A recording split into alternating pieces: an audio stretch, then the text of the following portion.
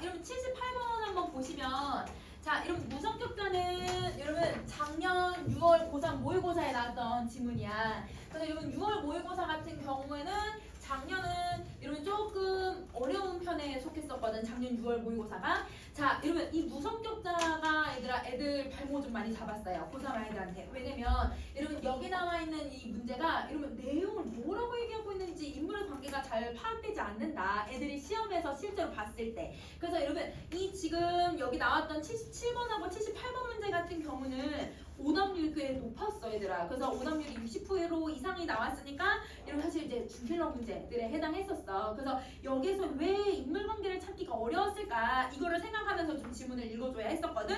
자, 선생님 보기 같이 해석해 줄 테니까 여러분 읽었던 친구들은 여러분 보기를 선생님 이렇게 개념을 잡아서 찾고 있네. 그럼 나랑 읽었던 거 비교 한번 해보세요. 그래서 선생님이 앞에 얘들아 두 번째 문단까지 적용을 한번 해볼게요. 자, 그럼 가보자. 정의는 자신을 구속하는 속물적인 욕망을 경멸하고. 그러면 여러분 우리가 일반적으로 속물적 욕망이라고 하면 여러분 어떤 애들이 속물적 욕망에 해당하는 대상이야? 돈.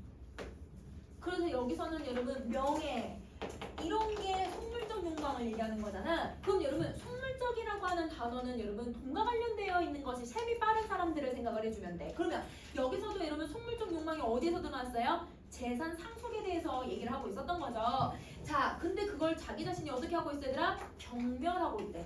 스스로를 부정적으로 생각을 하는 거야.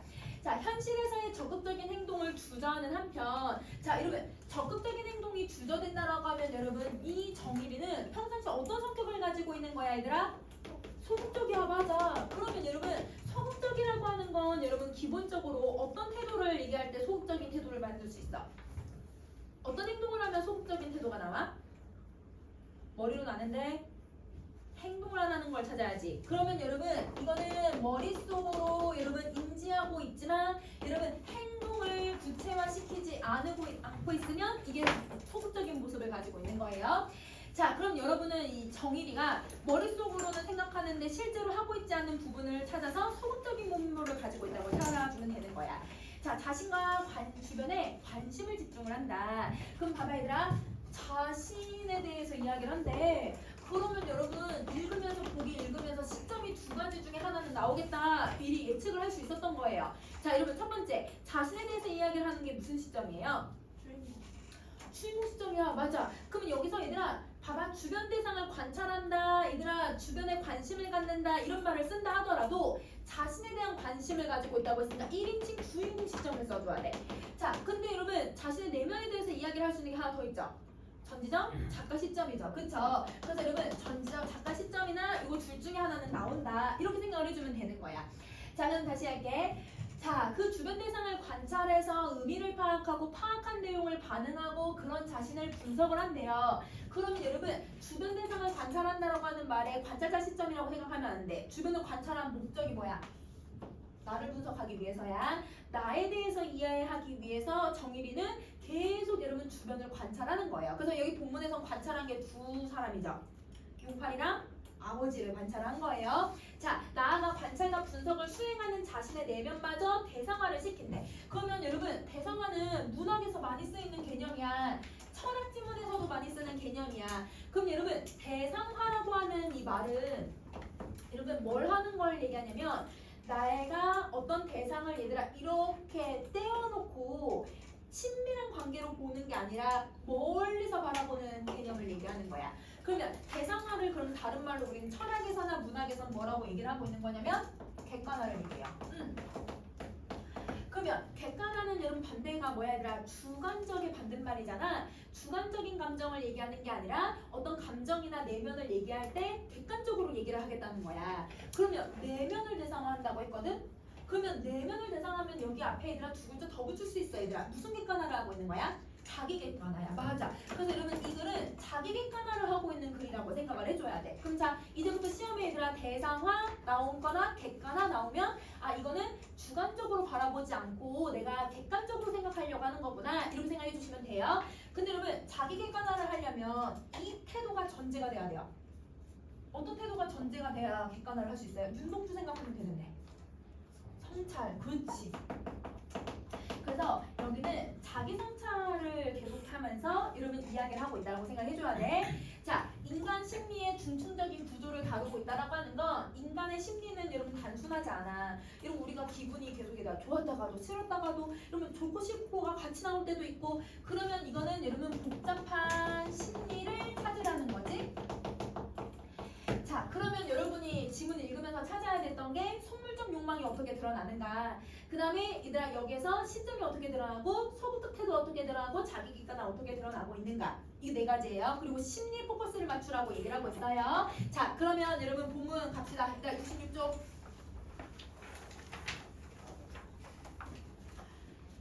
자, 맨 처음에 앞부분 줄거리 한번 시작해볼게. 아버지가 위독하다라는 소식을 듣고 귀향한 정일은 용팔에게 재산 상속에 대한 이야기를 듣는다. 자, 여러분 지금 인물 2명 나왔어. 왜냐면 여기에 인물 정일하고 용팔이밖에 안 나오기는 했거든.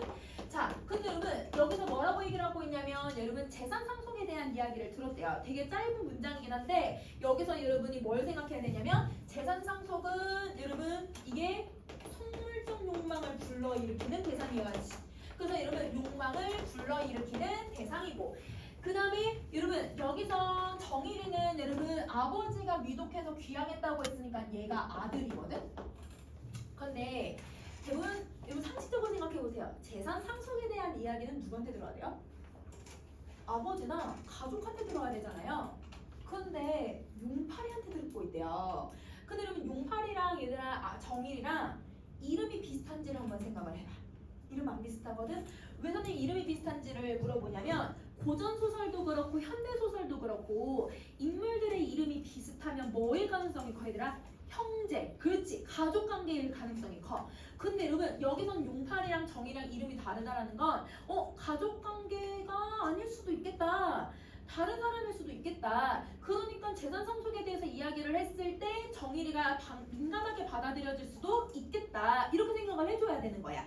자, 그래서 인물관계의 관계를 이름을 갖고 미리 예측을 해보시는 거죠. 자, 그럼 갈게요. 아버지가 아직도 지키고 있는 근데 여러분 아버지가 저렇게 위독한데 아버지는 아직도 재산을 꽉 쥐고 있대. 아버지 또한 어떤 인물인 거야 얘들아? 속물적인 욕망을 지니고 있는 사람인 거야. 근데 그 아버지가 지니고 있는 그 재산을 넘겨다보는 듯한 용팔이. 그러면 재산을 넘겨다보는 용팔이도 어떤 모습을 가지고 있는 거야? 속물적 욕망을 가지고 있다는 걸 알 수 있는 거지. 왜냐면 가족이 아닌 것 같은 사람이 얘들아 돈을 넘보고 있다는 거 말 자체가 이게 넘보고 있다는 게 속물적인 거잖아요. 그러면 용팔이의 속물성을 너무 잘 드러내주는 여러분 소재가 들어가 있어요. 삼판알이죠. 근데 여러분 이 삼판알은 여러분 지금 별표 표시가 안 돼 있어. 그러니까 여러분 수능에서나 고3 문제에서는 기본적으로 여러분이 이 단어가 무슨 의미인지를 유추할 수 있을 거라고 생각을 하는 거야. 다음 부분 보면 한 자리씩 올라가는 걸 유심히 바라보고 있는, 그러니까 뭔가 계산할 때 쓰는 건 것 같아요. 그럼 계산할 때 얘들아 쓰는 R이 뭐가 있을까? 주삼판이라고 생각해 주시면 돼요. 그러면 주삼판이라고 하는 이 소재는 여러분 내가 속물적이고 셈이 빠르다라고 하는 그 속성을 너무 잘 보여주는 여러분 소재가 들어갔다고 생각해 주면 돼. 자, 근데 여러분 이 삼판알을 정의가 뭐하고 있어 얘들아? 계속 바라보고 있어 얘들아. 얘가 이 용팔이가 돈 계산을 잘하고 있는지 안 하고 있는지 계속 보고 있는 거야. 만약 얘들아 그 돈에 대한 욕심이 없거나 하면 여러분 이 삼판알에 관심을 가질까요? 안 가질까요? 안 갖겠죠. 그러면 여러분 이 자신이라고 했을 때 정일이 또한 어떤 모습을 가지고 있는 거야 얘들아? 속물적인 욕망이 은연중에 등장을 한 거야. 본능적으로 돈에 대해서. 왜냐면 재산 상속에 대해서 이야기를 하고 있는 거니까. 근데 그거를 자기가 몰라 아니면 의식하고 있어? 의식하지. 그러면 자기가 얘들아 속물적 욕망을 가지고 있는 걸 여러분 본문에서 자기를 스스로 어떻게 생각한다고 했어요? 경멸한다고 했거든요. 그럼 정의는 여기서 자기 자신을 경멸하겠구나 이렇게 생각을 해줘야 돼. 자, 그리고 이렇게 보고 있을 때 이렇게 대각만 놓아도 여러분 이거 누가 얘기한 거예요? 여기 따옴표를 잘 안 써요. 여러분 이거 누가 얘기했어요? 용팔이가 얘기를 한 거죠. 용팔이가 이렇게만 해도 3판을 밀어놓고 계산을 끝내고 그 쳐다보는 용팔의 눈과 마주치게 되자 정일이는 흠칫 놀라게 되는 자신의 얼굴이 붉어지는 것을 깨달았다. 근데 얘들아 왜 눈을 마주쳤는데 왜 놀라? 왜 눈을 마주쳤는데 왜 얼굴이 빨개져? 부끄러워서 그래. 그치? 왜 부끄러운지를 생각을 해봐. 자신의 뭐가 드러났다라고 생각을 한 거야 얘들아. 경멸스러운 속물적 욕망이 내가 그 주판알을 계속 바라보고 있는 그 모습이 누구한테 들켰다고 생각이 든 거예요? 용팔이에게 들켰다고 생각을 한 거예요. 그러면 흠칫 놀랐다는 건 여러분 나의 저 경멸스러운 모습이 들켰다고 생각을 한 거야. 그러니까 여러분 아까 얘기한 거대로 부끄러운 모습을 느끼는 거예요. 자신의 경멸스러운 모습인 거죠. 그러면 첫 번째 줄부터 네 번째 줄까지 용팔이와 나의 관계를 보기에 있는 내용으로 이 정도는 해석을 해야 뒤에 얘네들의 인물 심리를 찾아낼 수가 있는 거야. 자, 여기에 대한 상속세만 해도 큰 돈인데 안 물고 할 수 있는 건 제 말씀대로 하시죠. 여러분 이것도 누가 얘기하고 있는 거예요? 용팔이. 그렇지. 그러면 용팔이가 얘기하는데 밑줄 그어져 있어. 시험을 내겠다는 뜻이잖아. 그렇지. 그러면 용팔이는 상속세를 안 내려고 해요. 이렇게 하시면 상속세를 안 낼 수 있다고 얘기를 해요. 이건 묘수예요? 꼼수예요? 꼼수죠. 세금 내셔야 돼요. 여러분 그러면 이건 꼼수죠. 그러니까 이렇게 꼼수니까 뒷부분에서 얘들아 정일이가 내가 언제 너랑 그런 음모를 짰다고 뭐 이런 식으로 얘기하는 게 나는 너랑 이런 꼼수 쓰기 싫다 이거를 얘기하고 있는 거야. 자 이렇게 결정적으로 말하는 용팔이는 정일이 앞에 위임장을 내놓으면서 도장을 찍으라고 하는 거야. 근데 그럼 봐봐. 재산 상속은 원래는 누가 관여를 해야 돼요? 아들이 관여를 하잖아요. 이게 옛날 이게 1930년대에 쓰여진 작품이니까. 근데 지금 용팔이가 얘들아 다 주도해서 이야기를 막 하고 있어. 그러니까 여러분 이것 때문에 정일이가 무슨 마음이 생긴 거야? 불쾌해지는 거야. 그러면 정일이의 불쾌감은 두 가지 때문에 나타나는 거네. 첫 번째 자기가 들켜서 부끄러운 거랑 두 번째는 여러분 이 재산 상속에 대해서 얘가 결정권을 다 얘기하고 있다는 거. 이거 두 가지 때문인 거예요. 자, 잠이 부족한 신경 탓도 있겠지만 자신의 눈을 기탄 없이 바라보는 용팔이의 얼굴에 발라놓은 듯한 그 웃음이 말할 수 없이 미웠다. 그러면 여러분 여기서 이 웃음이 어떤 웃음이길래 얘가 밉다라고 생각을 한 걸까? 자기를 용팔이가 자기를 어떻게 보고 있는 웃음이라고 생각하는 거야? 나 이렇게 들켰거든? 그러면 자기를 뭐 하고 있다고 생각해? 비웃는다고 생각을 해. 그래서 여러분 용팔이가 자신을 비웃는다라고 생각을 하니까 미워진 거야. 그치? 여러분 자기가 안 그래도 불쾌한데 저거 내가 계속 나를 들켜가지고 눈을 마주쳐가지고 나를 조롱하는 듯한 웃음을 보여주고 있으니까 기분이 나빠진 거예요. 그래서 뭐라고 하는 거예요? 이 소인놈! 이건 진짜 말한 게 아니죠 여러분? 속마음이야. 자 이렇게 하는 마음이 얘들아 심혈이 떠오르고 근데 여러분 심혈에는 밑줄 그어져 있으니까 해석할 수 있어야 돼. 이러면 미웠대, 불쾌하대, 기분 나쁘대 이러면 감정이 끄집어내지는 거니까 이때 심자가 무슨 심자일까요 여러분? 마음심이에요. 맞아요. 마음에 열이 오르는 거예요. 그러면 여러분 마음에 열 오르는 건가 무슨 감정을 얘기하는 거야? 분노, 화가 나는 거예요. 자 화가 나고 내가 언제 이런 음모를 하자고 너랑 공모를 했니? 이렇게 하고 그의 뺨을 갈기고 싶은 충동을 느꼈다. 자, 그러면 여러분 여기서 보기 나왔던 거 우리 여기 적용할 수 있는데 머릿속으로는 여러분 이놈 이렇게 하고 싶고 때리고 싶은데 안 하고 있잖아. 그럼 여기서는 여러분 이 정일이의 어떤 면모가 들어가야 돼? 소극적. 그렇지. 자, 그러나 정일이는 금세 미끄러지는 듯한 웃음이 자기의 얼굴에 흐르는 걸 느꼈다. 그럼 봐봐. 속으로는 너무 믿고 때리고 싶은데 얘들아 겉으로는 웃고 있어요. 이게 인간의 심리죠. 인간은 여러분 어떤 내 감정을 직접적으로 표현하지 않고 사회생활을 하다 보니까 내가 다른 표정을 지을 수 있단 말이야. 그거를 지금 정일의 모습으로 표현을 해주고 있는 거야. 자, 그 다음 부분 한번 갈게. 자, 그러면 이러한 이 심혈이 신경쇠약의 탓일까?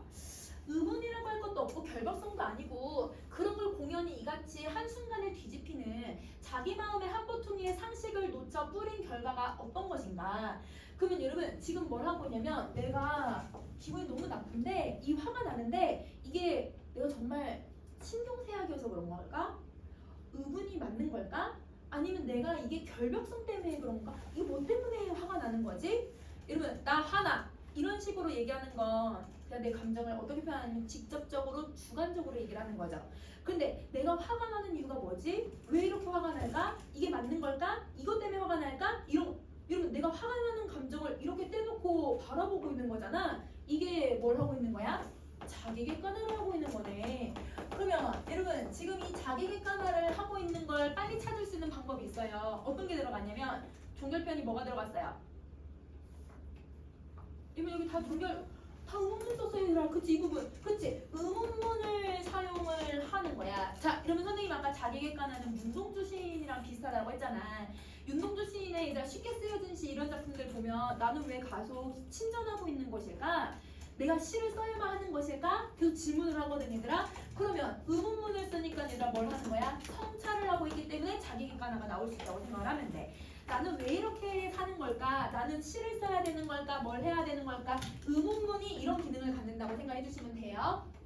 자, 해보자 하는 놓치기 쉬운 어떤 힌트 같은 것들이 번쩍이는 생각을 보자. 정일이는 조급하게 도장을 뒤져서 그래 도장 칠 때면 한번 쳐봐라. 나는 어디다 치는지는 모르니까 너가 쳐라. 이렇게 얘기를 해. 근데 여러분 요거는 누가 얘기하고 있는 거야?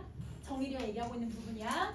자, 이렇게 짓거리듯이 말하는 정일이는 자기가 실없이 웃기까지 하는 걸 들었을 때 내가 지금 더 심혈에 떠 있는 건 아닐까? 그럼 또 질문을 해요. 이 질문이 뭐 하고 있는 거라고? 자기 객관화를 하고 있는 거라고. 근데 여러분 이거는 자기 생각이지. 그러면 자 여기서 이제 시점 찾을 수 있을 것 같아. 자, 이 글에 얘들아 시점은 무슨 시점을 사용을 하고 있는 거예요? 정일이만 다 얘기할 수 있는데 얘들아 전지적 작가 시점이야. 여기 나온 나는 여러분 다 따옴표 안에 들어가는 애들이잖아. 그래서 여러분 전지적 작가 시점을 사용을 하는데 근데 여러분 용팔이의 마음은 잘 드러나지 않아요. 오롯이 다 처음부터 끝까지 누구의 대면에 대해서만 설명을 해. 정일에 대해서만 얘기를 하지. 한 사람의 입장에서 서술하는 걸 여러분 무슨 전지적 작가 시점이라고 해요? 앞에 세 글자.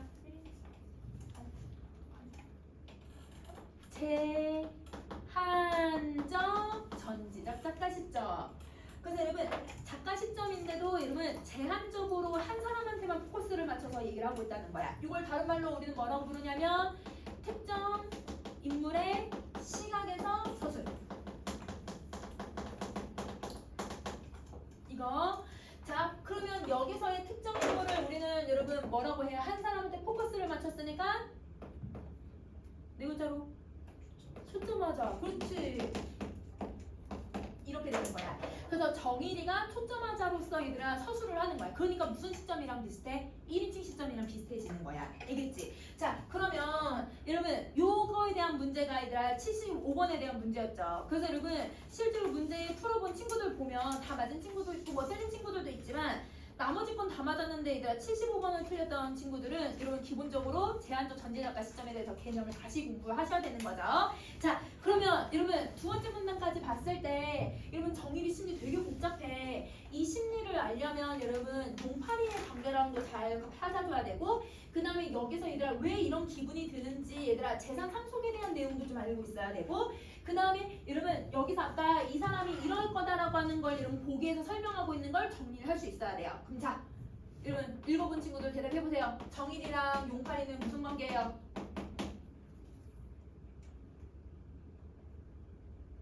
여러분 현대소설 읽으면 여러분 인물관계를 정확하게 파악을 해줘야 되는 거 아니야? 얘들아 이거 누구 어떤 관계야 얘네들? 지금? 정일이 여동생의 남편이죠. 용팔이가. 그러니까 여러분 지금 이 완전 가족이긴 가족이지만 여러분 사실 완전 피가 섞인 가족은 아닌 거야. 왜냐면 여러분 여동생의 남편이거든. 근데 여러분 이게 1930년에 쓰여진 작품이거든 얘들아. 근데 이때만 해도 얘들아 재산은 누구에게만 줘요?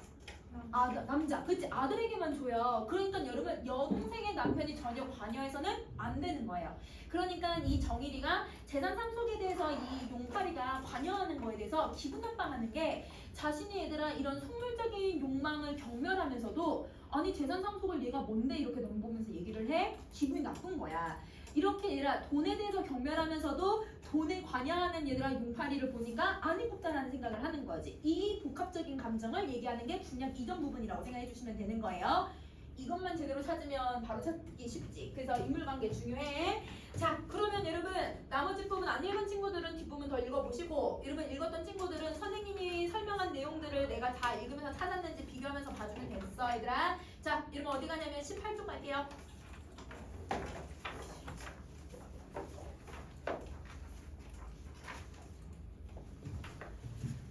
자, 여러분 18쪽에 있는 이제 비문학 질문은 우리 그동안 봤던 비문학 질문보다 엄청 짧지 얘들아. 요게 이제 요즘에 수능에 나오는 출제 요소라고 생각을 해주면 돼. 그러니까 지문 짧고 여러분 선택지는 조금 까다롭게 들어가는 내용들 요거 이렇게 한번 봐볼 거야.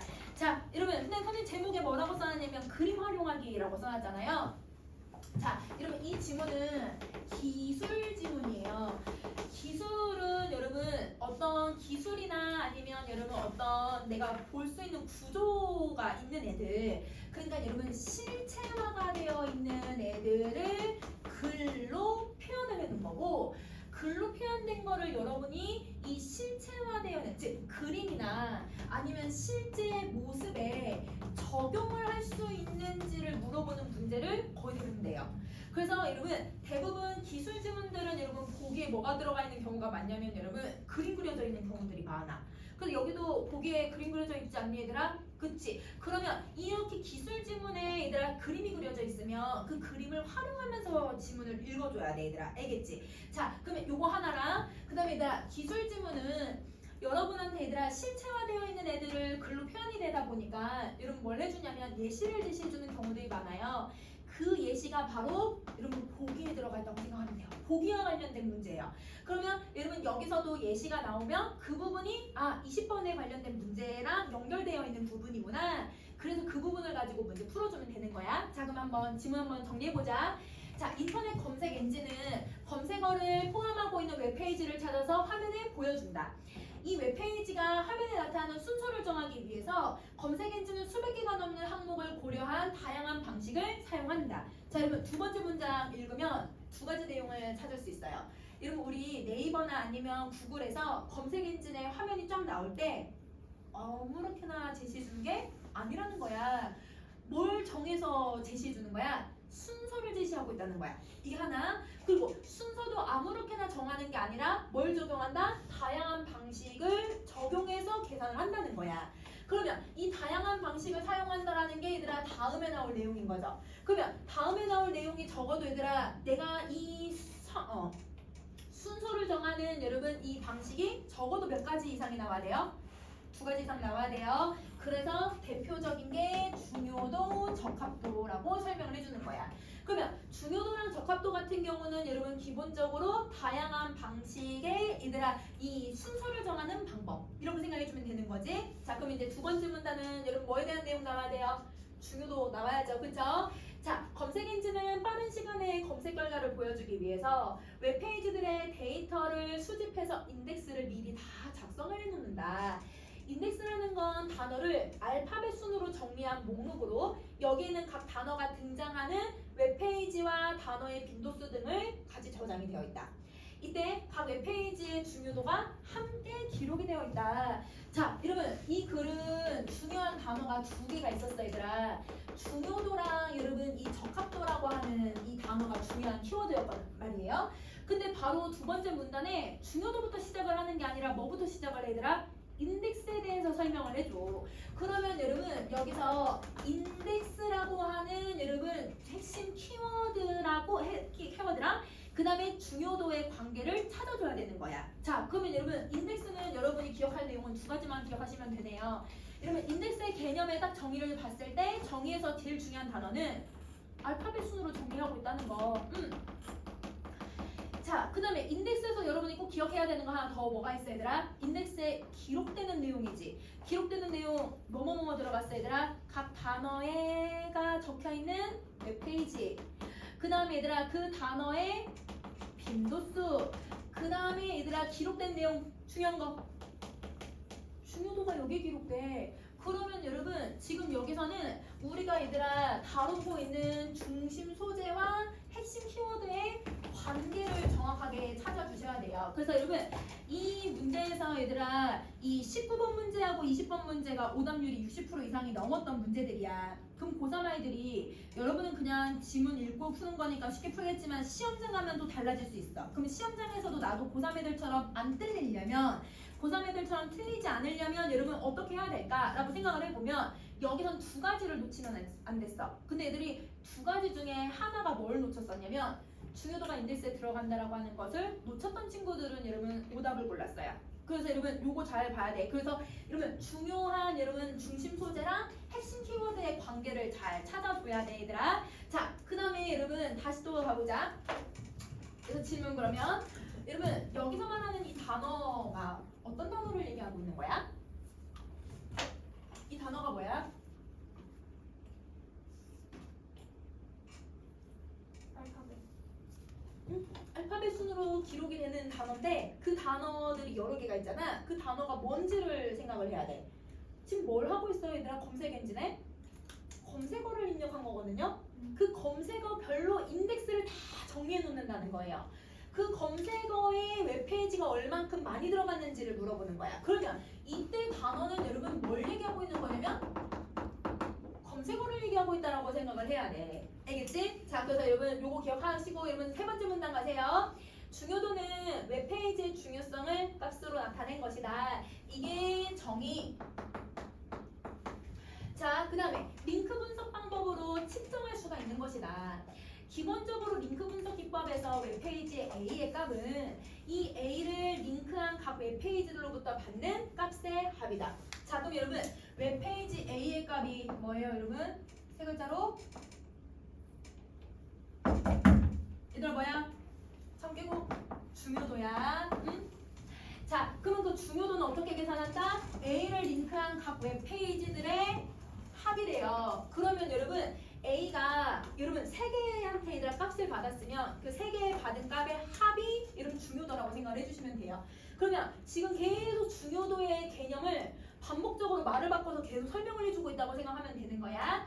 자, 이렇게 받은 A의 값은 A가 링크한 다른 웹페이지들에게 균등하게 또 나눠준대. 자기가 받은 걸 다시 나눠준대요. 자, 즉 여러분 지금 나왔으니까 앞문장 뒷문장 똑같은 문장이야, 그치? A의 값이 4이고 근데 여러분 뒤에 문장에 A가 4라고 얘기를 하고 있어. 그럼 뒷문장은 앞문장에 무엇으로 똑같은 말을 쓰고 있는 거야? 예시로. 근데 선생님 예시가 나오면 여러분 예시는 어떻게 해야 된다고 했어요, 얘들아? 보기에 관련된 문제라고 했잖아요. 그러면 여러분 지금 보기가 들어가 있는 문제는 20번 문제란 말이에요. 그럼 20번에 얘들아 지금 A 막 얘들아 숫자 나와 있고 막 얘들아 뭐 얘들아 뭐 화살표 그려져 있고 그것만 간단하게 이거에 적용해서 한번 이해를 해보자. 자, 여러분 보기를 보시면 보기에다 동그라미는 웹페이지를 얘기한대요. 화살표는 여러분 링크가 어떻게 연결되어 있는지를 설명을 하고 있대요. 그러면 그렇게 그림을 그려서 우리 이걸 이해를 해버리자. 그러면 여러분 A라고 하는 여러분 웹페이지가 있는데 얘가 여러분 각 웹페이지들에게 받은 값이 4래. 그럼 이 4가 뭐가 되는 거야? 중요도가 되는 거지. 자, 그리고 두 개의 링크를 통해서 다른 웹페이지로 연결이 되어 있대요. 그러면 얘가 얘들아 뭐 B랑 연결되어 있고 만약에 C랑 연결되어 있다고 한다면 그러면 여러분 이 A는 여러분 값을 유지를 한 상태에서 두 웹페이지에게 균등하게 나눠준다고 했으니까 2과 2로 나눠주는 거다. 이렇게 얘기를 해. 그러면 여기 하나만 더. 이 A는 여러분 4의 값을 다른 누군가한테 이런 식으로 받았겠지. 그 받은 것들이 얘들아 합이 중요도라고 생각을 해주면 되는 거야. 자, 그러면 여기까지 나온 걸 정리하셨으면 여러분 이제 네 번째 문단 갈게요. 하지만 두 웹페이지가 실제로 받는 값은 2보다 2에 댐핑인자를 곱한 값을 사실 준대요. 그러니까 그냥 균등하게 나눠주는 것뿐만 아니라 뭘 한다? 여기다가 댐핑인자를 곱해줘야 된대. 자, 댐핑인자는 사용자들이 웹페이지를 읽다가 링크를 통해서 다른 웹페이지로 이동하지 않는 비율을 반영한 값으로 1 미만의 값을 넣는다. 자, 그럼 여러분 여기서는 댐핑인자라고 하는 애에 대해 설명하려고 하는 것 같아요. 그러면 또 다른 핵심 키워드가 나온 거거든. 누구랑 연결되는? 여러분 이 중요도랑 연결되는 핵심 키워드가 나왔죠. 그러면 댐핑인자에 대해서 지금 설명 두 가지를 했어. 댐핑인자의 얘들아 개념. 다른 웹페이지들로 이동하지 않는 비율.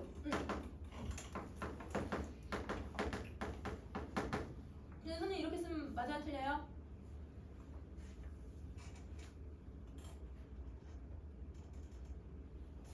이렇게 쓰면 맞아, 틀려 얘들아? 다른 웹페이지로 이동하지 않는 비율. 그러면 이거를 반영한다고 했어, 얘들아.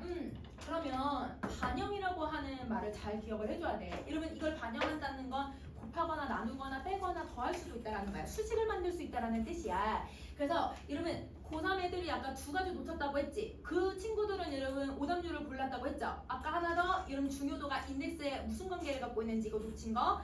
두 번째는 여러분 요거 반영. 이러면 이렇게만 개념을 잡았던 친구들은 그러면 여러분 놓치는 거지. 반영을 시킨다는 건 수식화를 해줘야 된다는 뜻이야. 그럼 봐봐. 또 항상 얘는 1 미만의 값을 가져야 된다라고 하는 것을 설명을 해줬어. 그럼 이제 정리 한번 해볼게. 자, 가령 미안해. 댐핑 인자는 모든 링크에 동일하게 적용이 되는데 가령 그 비율이 20%라고 한다면 댐핑 인자는 0.8이 된대요.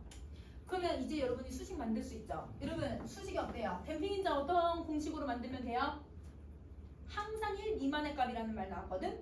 그럼 1에다가 뭘 빼면 0.8이 될 수 있어? 아까 20%를 빼주면 되잖아. 그러면 여러분 이 비율을 얘들아 요 비율을 빼주면 그러면 여러분 0.8이라고 하는 숫자가 나오는 거죠. 그래서 여러분 1 미만의 값이라고 하는 말을 왜 줬는지 그리고 여러분 이 비율을 반영한다라는 말을 잘 기억을 해줘야 돼. 이게 댐핑 인자라는 거야. 그러면 여기서 아까 20%라고 했던 0.1을 빼면 0.8 되는 거죠. 자, 두 웹페이지는 A로부터 각각 그러면 2를 받는 게 아니라 1.6, 1.6을 받게 되는 거다. 0.8을 곱해서. 그러면 여러분 이렇게 생각해야 돼. 이 A가 아까 4를 받았다고 했잖아. 그러면 받은 이 4도 무슨 값이 곱해진 걸 얘기하는 거야? 여러분 댐핑인자 0.8이 곱해진 거를 얘기하고 있는 거야. 자, 이 웹페이지가 연결된 링크를 통해서 받는 값. 여러분 웹페이지로부터 연결돼서 받는 값이 여러분 누구예요? 중요도의 개념이잖아요. 그쵸? 여러분 이 중요도는 이 값을 얘들아 모두 반영했을 때 그럼 여러분 모두 반영이라고 하는 말은 여러분 앞에서 한 글자로 나왔는데 여러분 이 중요도는 링크들에게 받은 값을 다 합한다고 했지. 그래서 여러분 여기서 모두 반영한다라는 건 합을 얘기하고 있는 거야. 자, 값이 이 웹페이지의 중요도이다. 그럼 여러분 중요도의 개념도 한번 더 설명해 준 거야. 자, 웹페이지를 연결하는 링크들은 변할 수 있기 때문에 검색 엔진은 주기적으로 웹페이지의 중요도를 갱신을 하고 있다. 자, 그럼 여러분 이 말에서 이런 질문. 인덱스의 내용은 바뀌어요, 안 바뀌어요? 인덱스의 내용 바뀌어요, 안 바뀌어요? 자, 봐봐. 링크들이 변한대. 그럼 링크들이 변하면 여러분 여기 링크가 얘들아 연결이 끊어질 수도 있어. 그럼 연결이 끊어졌으면 여러분 아까 4보다 값을 어떻게 받아? 작게 받겠지.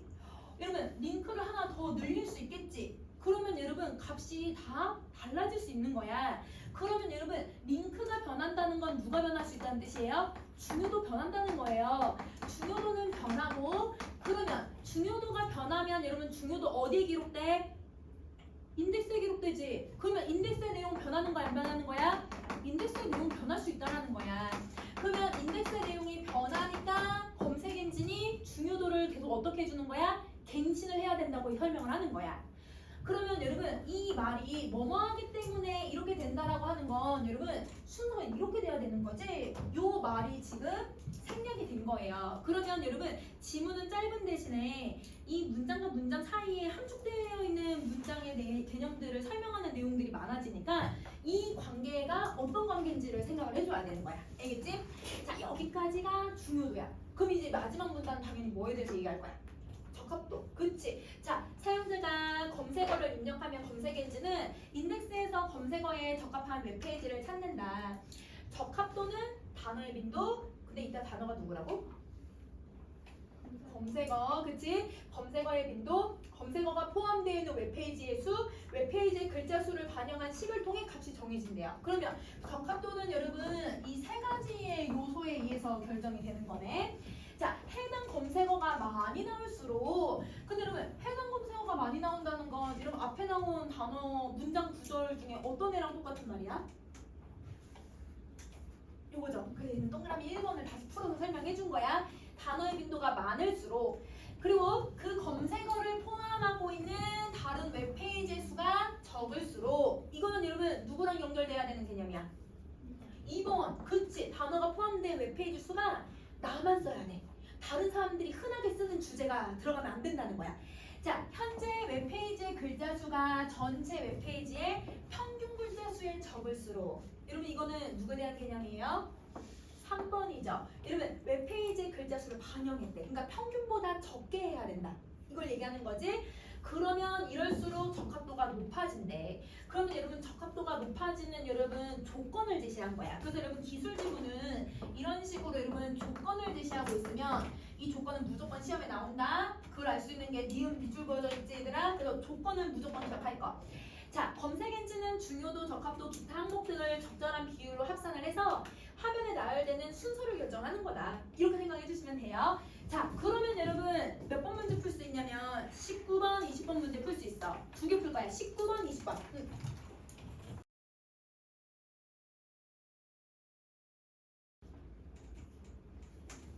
자, 선생님 볼게요. 19번 볼게요. 여러분 19번은 중요도랑 적합도를 높이는 방법을 찾아내자고 했는데 적합도는 높이는 방법이 나왔거든?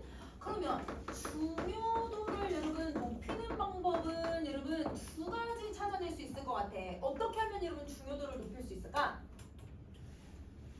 중요도의 기본 개념이 뭐였냐면 여러 링크들한테 받은 값들의 합이라고 했거든? 그러면 링크를 얘들아 하나한테 받는 것보다 링크가 여러 개가 연결되어서 많은 값을 받는 게 상대적으로 높은 값을 받을 가능성이 높아지겠죠. 그러니까 얘는 다른 여러분 링크에게 받는 값들이 많아져야 중요도가 높아질 가능성이 커지는 거야. 자, 그 다음 두 번째. 이러면 내가 다른 링크들한테 값을 균등하게 줄 때랑 내가 값을 받을 때 뭐가 곱해져서 계산해야 된다고 했어? 댐핑인자 곱해야 된다고 했지. 그럼 댐핑인자는 1보다 미만의 값이라서 0.2가 올 수도 있고 0.8이 올 수 있어요. 근데 0.2, 0.8 곱한 값들 중에서 어떤 게 더 많이 커요, 여러분? 0.8 곱한 게 더 커져. 그러면 여러분 댐핑인자가 뭘 해야 되더라? 커야 해. 그러면 댐핑인자가 크다라는 건 여러분 그 다른 웹페이지로 이동하지 않는 비율이 어떻게 돼야 돼요, 여러분? 그 비율이 여러분 적어야죠. 그쵸? 그래서 여러분 그 공식 그대로 이해하시면 돼요. 그러면 중요도를 찾을 수 있는 거야. 그럼 자, 이러면 1번을 갈게. 화제가 되고 있는 검색어들을 다른 웹페이지에 최대한 많이 나열을 한대. 그럼 여러분 이 말은 검색어가 너무 많이 나열되어 있으면 빈도수가 줄어들어요. 그러면 빈도수가 줄어든다라는 건 여러분 빈도수는 누구와 관련된 개념이면 적합도에 대한 개념이거든. 왜냐면 중요도에서는 빈도수를 얘기하지 않았단 말이야. 그러니까 기억을 높이는 요소가 아니라 이거는 니은을 낮추는 요소가 돼야 된다. 자, 2번. 사람들이 많이 접속하는 유명 검색 사이트로 연결하는 링크를 웹페이지에 많이 포함을 시켜서 기억을 높인다. 그럼 여러분 저 많이 접속하는 유명 사이트면 다른 곳으로 계속 이동을 해버리잖아요. 다른 곳으로 계속 이동해버리면 여러분 그러면 이동하지 않는 다른 사이트로 이동하지 않는 비율이 낮아야 되거든. 저건 높아지니까 기억을 높이는 게 아니라 낮춘다고 생각을 해야지. 댐핑인자를 얘들아 얘는 낮게 만들어버리는 거야. 자, 이러면 3번 갈게. 알파벳 수는 여러분 언제 할 때 쓰는 개념이었어? 인덱스를 나타내주는 개념이잖아요. 근데 여러분 인덱스는 중요도랑 적합도를 높이는 개념이 아니에요. 진짜 뜬금없는 말들을 짓거리고 있다라고 생각해주면 되지. 자, 그 다음 4번. 다른 많은 웹페이지들이 링크를 하도록 웹페이지에 여러 주제를 다룬다. 아까 주제가 여러 개가 나오면 뭐와 관련된 거라고? 빈도수와 관련된 거라고 했지. 그러면 얘는 얘들아 빈도수가 낮아. 근데 여러분 빈도수는 여러분 아까 우리 동그라미 1번, 2번, 3번 중에 1번에 대한 내용이야. 1번은 여러분 빈도수가 어떻게 해야 적합도가 높아진다고 했어요, 여러분? 빈도수가 많아야. 그렇지? 커져야. 그러면 1번은 낮추고 있으니까 높일 수가 없네. 그럼 좀 더 여러 주제를 다룬다고 하면 여러분 사람들이 많이 연결될 수 있다는 건 나만 특별한 개념을 써놓은 게 아니야. 나만 특별한 개념을 써놓는 게 얘들아 2번이었지. 나만 드러내야 되는 거. 그러면 2번도 적절하지 않은 거죠. 그리고 전체 글자 수를 너무 많이 썼대요. 전체 글자 수가 아니라 얘들아 평균값보다 적게 써야 얘들아 유리하다고 했잖아요. 그러면 3번도 어기고 있으니까 니은을 높이는 게 아니라 낮춘다라고 해줘야 돼. 그거의 반대가 5번이죠. 그래서 여러분 흔히 다루지 않는 주제는 여러분 동그라미 1, 2, 3번 중에 몇 번에 관련된 거야? 2번. 그렇지. 간략하게 쓰는 거는 몇 번이랑 관련된 거야? 3번. 그렇지. 그 다음에 얘들아 주제와 관련된 단어를 자주 사용하는 건 1번. 다져 찍고 있는 거네. 그러니까 높이는 거 다 5번 되는 거죠. 그쵸? 자, 그 다음에 여러분 20번 갈게요. 자, 20번 손으로 푸는 친구들 잘했어요. 여러분 눈으로 푸시면 안 돼요. 자, 여러분 요거는 선생님이 눈으로 푸는 게 아니라 항상 손으로 쓰고 해서 선택지는 빠르게 불러야 된다고 했어. 그치? 자, 댐핑인자가 여러분 0.5래. 그리고 B하고 E의 중요도는 16이어서 무조건 계산할 때 어디로 이동하는 댐핑인자는 0.5 다 곱해주셔야 돼요. 자, 그러면 여러분 D는 A한테 얘들아 값을 줄 거야. 16을 다 줄 거야. 왜? 얘랑만 연결되어 있으니까. 근데 16을 다 줄 수 없는 게 댐핑인자를 곱해줘야 되거든?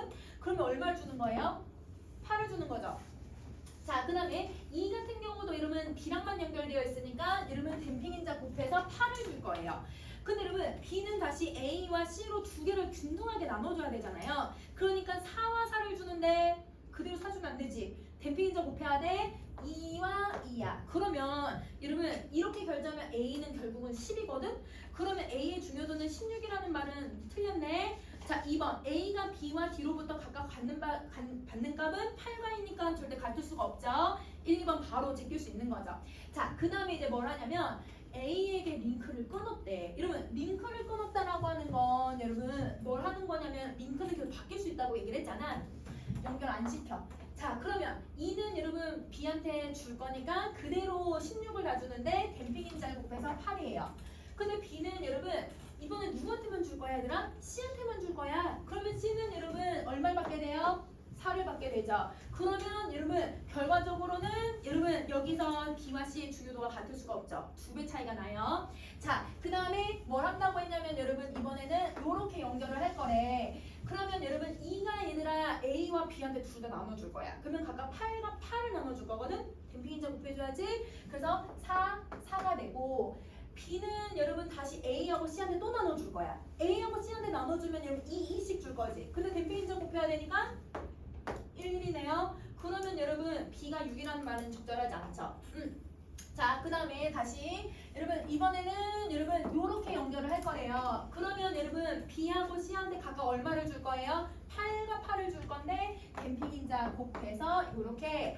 근데 B하고 B는 다시 4를 A하고 C하고 나눠줄 거야. 2하고 있는 댐핑인자 1씩 그 얘들아 계산해주면 여러분 결국 C는 5가 되죠. 그 답은 5번 되는 거예요. 자, 그래서 여러분 이렇게 나오는 문제들은 여러분 보기는 꼼꼼하게 계속 써야 되고 여러분 선택지는 여러분 빠르게 답을 골라줘야 되는 거야. 그래서 여러분 계산을 잘 해주는 문제죠. 그 답은 5번이야. 자, 여러분 18번, 21번은 숙제로 풀어볼 거고 우리 다음과 쉬는 시간 하고 뒤에 있는 내용도 한번 봐보자. 내려왔는데 소리 봐봐. 오케이. 큰 주둥이만 보시죠. 와, 미친. 자, 얘들아 우리 55쪽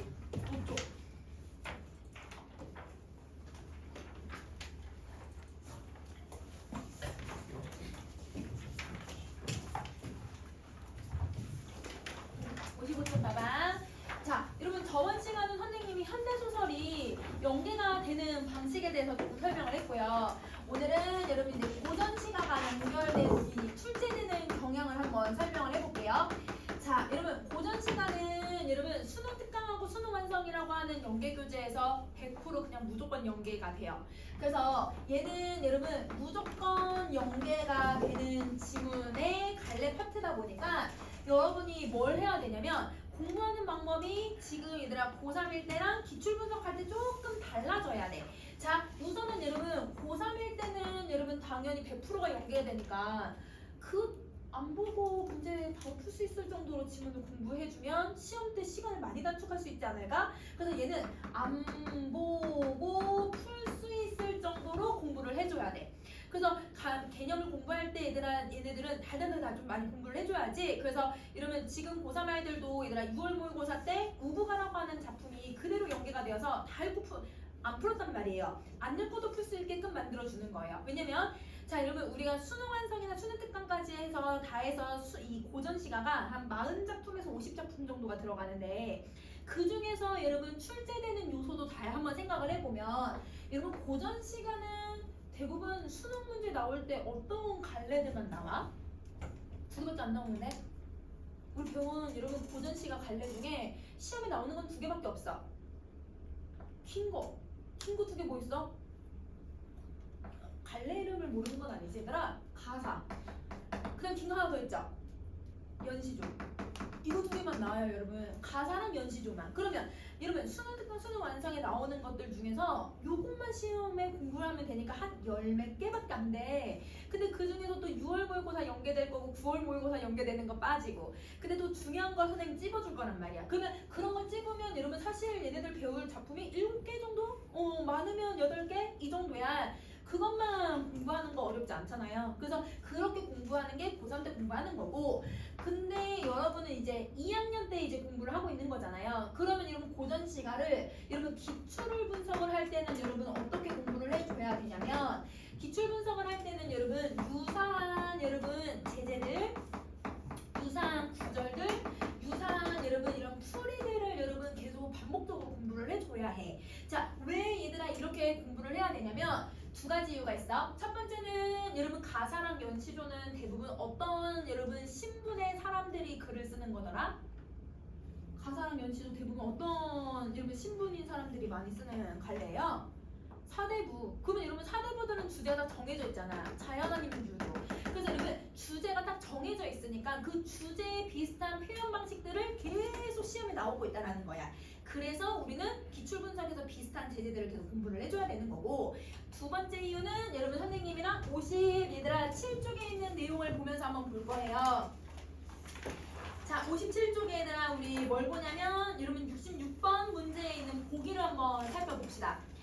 자, 조우이는 광해군에 의해서 유폐된 인목대비를 안타까워하는 마음을 시를 통해서 표출을 했는데, 조우인의 반대편에 있던 대부파는 조우인의 시에 광해군에 대한 불경스러운 마음이 들어갔다고 모함을 했다. 그러면 여러분 이게 얘들아 지금 뭐가 되는 거야? 무슨 관점으로 해석하라는 거야? 이 작품은?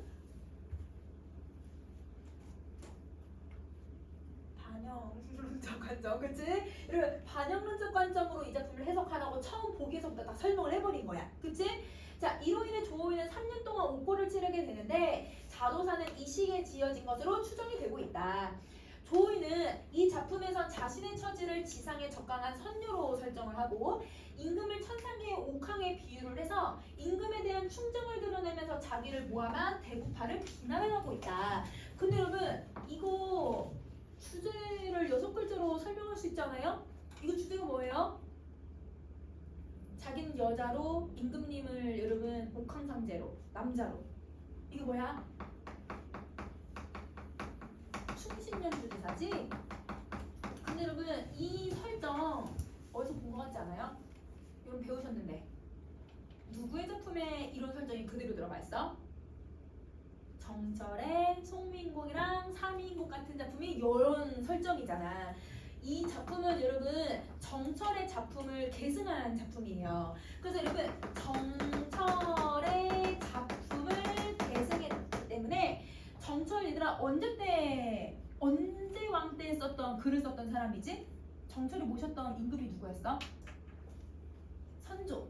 여러분 선조의 아들이 누구예요? 광해군이잖아요. 그래서 여러분 조우이는 자기 위에 있는 여러분 세대 중에 여러분 이 정철의 작품에 완전 흠모하고 있어서 정철한테 빠돌이었거든. 그래서 정철이랑 거의 비슷하게 작품을 써요. 그러면 여러분 잡으세요.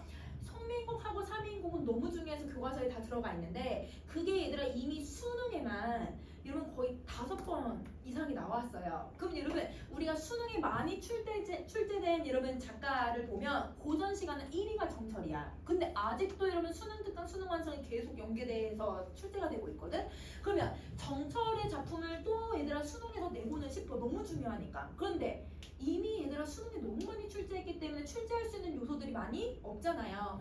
그러면 여러분 출제자의 의도를 한번 생각을 해보세요. 출제자의 의도를 생각을 해보면 여러분 어떤 작품을 내면 정철의 작품이랑 비슷한 작품이랑도 연결해서 설명할 수도 있고, 그 다음에 얘들아 내가 출제를 할 수 있는 게 뭔지를 생각을 해보면 정철과 비슷한 여러분 유사한 소재나 유사한 제재나 유사한 구절들이 들어가 있는 지문들을 인용해 오면 그러면 자기가 출제하고 싶은 걸 낼 수도 있고, 그리고 또 새로운 작품이니까 새로운 구성들도 물어볼 수 있는 거잖아.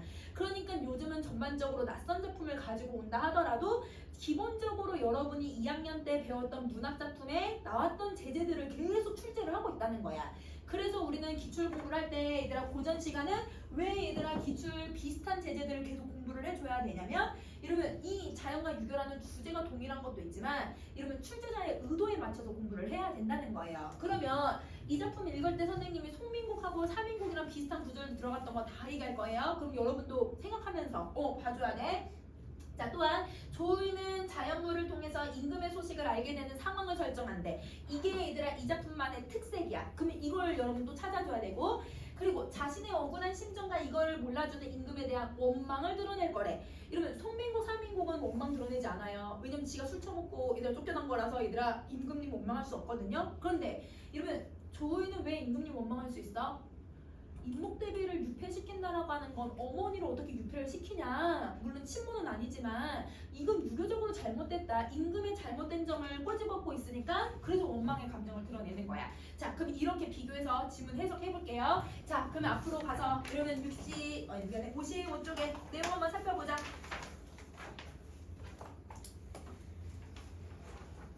자, 인생이 몇 날이니 이 내 몸을 어찌하면 좋을꼬. 자, 그럼 여러분 여기 인생이 몇 날이니 혹은 여러분 내가 100년 동안 사는데 그 100년에서 남은 인생이 얼마가 남아있을까 이런 식으로 내게 남아있는 인생에 대해서 이야기를 하는 구절이 나오면 여러분 바로 뭘 떠올려야 돼?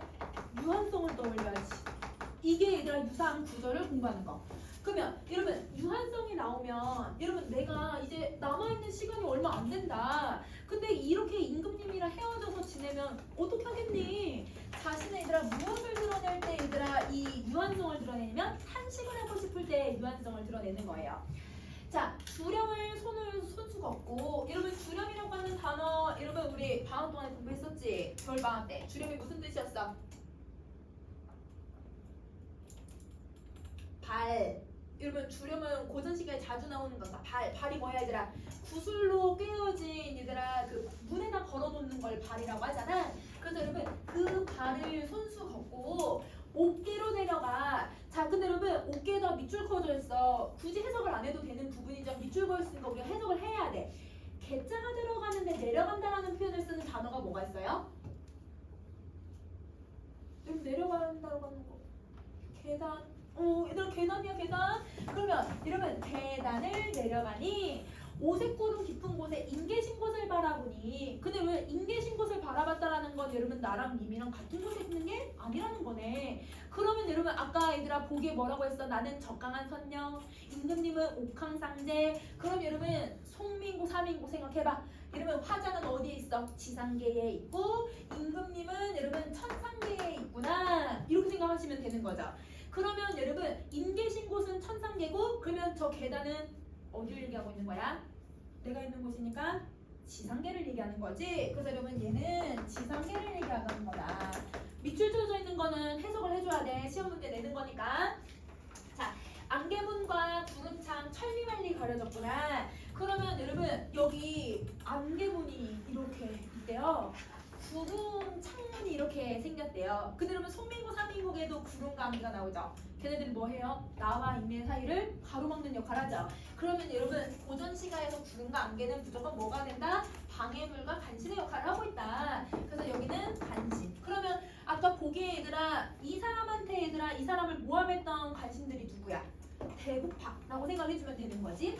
자, 인연은 없지 않아서 하늘이 하셨는지. 근데 여러분 인연을 정해주는 건 하늘이 정해준다고 생각을 하는 거거든. 그럼 이때 하늘은 임금님 계신 옥황상제를 얘기하는 게 아니라 여러분 얘는 조물주, 여러분 운명 이거예요. 그래서 여러분 운명과 신이 우리의 인연을 아셨는지 외로운 청란으로 광안군으로 날아올라. 그러면 여러분 자기는 청란이 되어서 얘들아 광안군에 올라갔대요. 근데 여러분 이 광안군 밑줄 그었으니까 해석해야죠. 근데 여러분 광안루, 광안전, 백옥경 여러분 이 단어들 다 어디를 나타내주는 단어였어? 옥황상제가 살고 있는 궁궐을 나타내주는 단어들이야. 그러면 광안궁도 비슷한 단어잖아. 그리고 날아 올라갔다라고 했으니까 위로 이다 상승의 이미지를 쓰고 있으니까 얘가 천상계구나. 그러면 기억하고 니은은 다른 의미를 가지고 있는 거죠. 그러면 내가 천상계로 날아가려고 얘들아 뭘로 변했다고 하냐면 청란이 됐다고 했잖아. 청란이 뭔지 여기 아는 한자 나왔어 얘들아. 선생님 동그라미 친 거 여기 아랫부분에 이거 무슨 글자예요? 세조 숫자죠. 그래서 여러분 새가 되어서 날아간 거야. 그러면 여기 얘들아 뭐가 쓰이고 있는 거냐면 내가 다른 대상으로 바뀌었잖아. 변신 모티프를 쓰고 있다고 생각을 해주면 돼. 그러면 고전 시가에서 변신 모티프를 왜 쓰냐? 내가 변신을 하고자 하는 이유는 내가 뭔가 지금 욕망이 충족되지 않을 때 쓰는 거야. 그래서 욕망이 얘들아 이거를 해소하고 싶으니까 변신 모티프를 쓰고 있다고 생각을 해주면 돼. 자, 듣고서 못 보던 님을 첫낮에 잠깐 뵈니 여러분 임금님 만났어요. 내 이미 이뿐이라서 반갑기가 가늠할 수 있을까? 그러면 여러분 서인법 썼거든? 여러분 내가 반가움이 가늠이 된다 안 된다? 안 된다. 그 정도로 반가움이 매우 크다. 이걸 표현을 해주고 있는 거지. 자, 이렇게 뵙고 다시 볼 일을 또 생각을 하니 3,000명의 미인들 아침 저녁으로 모시고 궁궐의 고운 여인들이 좌우에 펼쳐져 있는데, 자 그러면 여러분 이렇게 한번 생각해보자. 아까 충신전주지사라고 했으니까 여러분 남성 여성이 나오잖아요. 근데 여기서의 여성은 선녀로 표현을 하고 남성은 옥황으로 표현을 하겠대요. 근데 옥황은 사실은 누구예요 여러분? 임금님이잖아요. 그쵸? 자 그러면 여러분 선녀들은 그럼 누굴 얘기하는 거야? 신하를 얘기하는 거야. 그러면 여기에 예쁜 미인들, 궁궐에 있는 수많은 여성들 다 선녀들을 얘기하는데 이 선녀들은 여러분 내가 아니라 누굴 얘기하는 거야? 다른 신하를 얘기하고 있는 거야. 그래서 여러분 다른 신하들은 밤낮으로 임금님 옆에 항상 붙어 있는데 예쁜 여자들이 쫙 깔려 있는데 수줍은 빛바랜 화장을 어디 가서 자랑하고 탐탁지 않은 태도를 누구에게 자랑을 해야 할까? 그러면 여러분 이렇게 화장도 못하고 초라하고 여러분 탐탁지 않은 태도를 가지고 있는 건 누구여야 돼? 나지. 그렇지? 그래서 여러분 여기서는 자기랑 다른 신하를 뭐 해주고 있는 거예요? 대조하고 있다. 이렇게 정리해주면 돼. 자 그러면 여러분 이렇게 얘들아 내가 다른 여자들이랑 비교가 되니까 난간에서 피눈물을 내가 소매로 닦아내는 거야. 피눈물이 난다고 얘기하는 거야. 자 옥경을 떠나서 하계로 내려오니 그럼 여러분 옥경을 떠났다는 건 내가 아까 어디 있었더라 얘들아? 광화문에 있었잖아. 천상계에서 어디로 내려왔어 얘들아? 하계로 내려왔어. 하계가 뭘 의미하더라 얘들아? 지상계. 그렇지. 그럼 여기는 지상계. 그러면 얘들아 기억하고 니은 디귿 이런 식으로 밑줄 그어져 있는 애들은 뭘 찾으라는 거야? 천상계인지 지상계인지 찾으라고 하는 문제다. 이렇게 생각해주면 되는 거죠. 자, 이 선생님 16번 올릴게요. 이 인생이 방명한 게 이처럼 생겼던가. 그러면 이렇게 인생이 이렇게 박복한 게 나 같은 사람들이 또 있을까? 쓸쓸한 10년 세월 그림자를 벗으로 삼고. 자, 여러분 여기서 표현법 무슨 표현법이 쓰였는지 보기를 가지고서 생각을 해야 돼. 보기에서 임과 떨어져서 내가 옥고 생활을 몇 년 동안 했다고 했어요. 보기에서 임과 떨어진지 같이 읽지 않았어? 이날 3년. 그렇지 3년. 근데 여러분 내가 그림자를 벗을 삼아서 10년 동안 혼자 살고 있대. 그럼 임금님이랑 3년 떨어져 있었는데 얘들아 10년 떨어졌다고 했으니까 무슨 표현법을 쓰고 있는 거야? 과정을 쓰는 거야. 그 과정을 통해서 나의 그 외로움을 표현하고 있다고 생각하면 되는 거지. 아쉬운 마음에 혼자 하는 말이 임은 내 임이라 나를 어찌 버리시는가. 아니 어떻게 나를 버릴 수 있어요 임금님? 그럼 이러면 임금님을 뭐 하는 거야 얘들아?